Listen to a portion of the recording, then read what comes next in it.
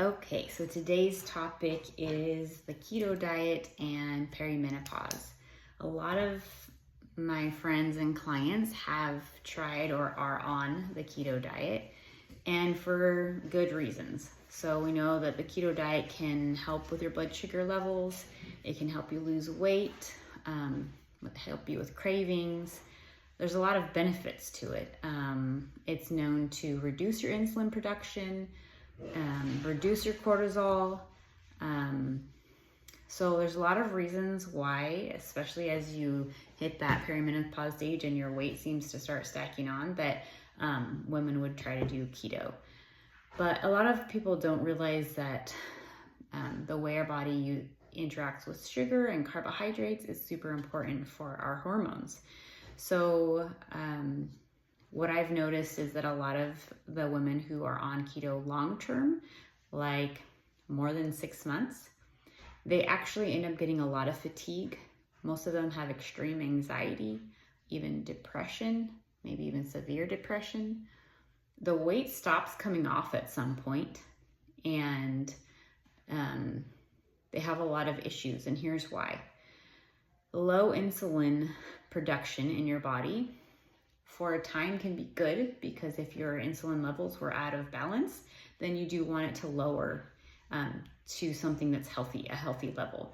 But low insulin levels for a prolonged period of time can actually mean your hormones change. Your body no longer produces progesterone, and progesterone is one of our calming, soothing hormones, and it's very important in our fertility cycle. When we eat a low carb, extremely low carb like keto for a very long time, our body actually can stop ovulating. And when we don't ovulate, we don't produce progesterone. And that is where the anxiety comes in. So if you have multiple months where you don't ovulate, you're not producing progesterone, your brain is now sensing that there's not this calming hormone, and then something's wrong. You'll start having likely a lot more anxiety, a lot more severe anxiety, probably panic attacks, maybe heart palpitations. This can definitely be related to not eating enough healthy carbohydrates.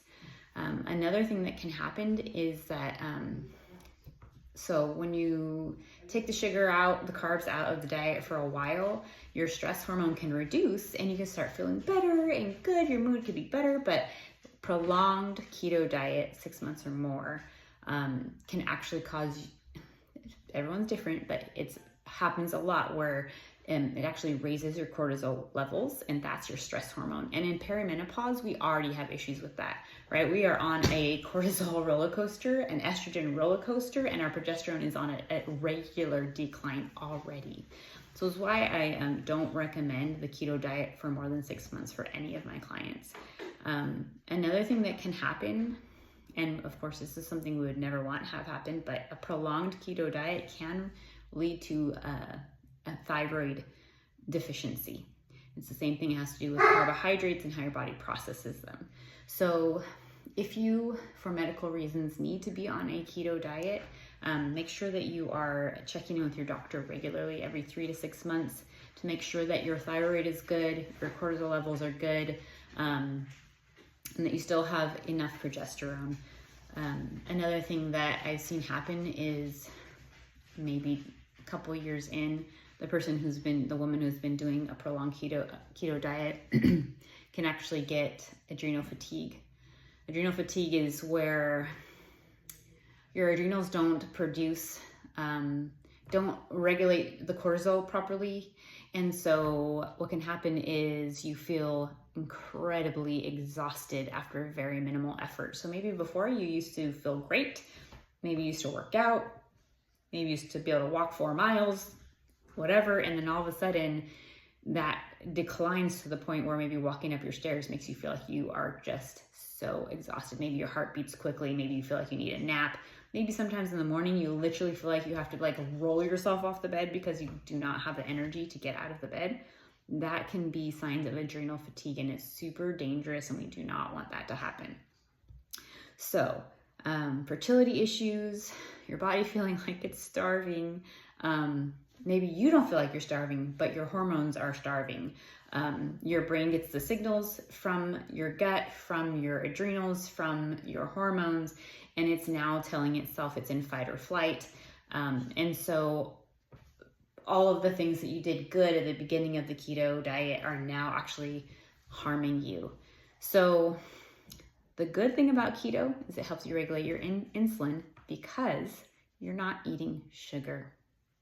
So I recommend to my clients, rather than doing keto, take out all refined carbs, eat 0 sugar, check your ingredients for everything you don't personally make that you bring in a box or a can or a bottle.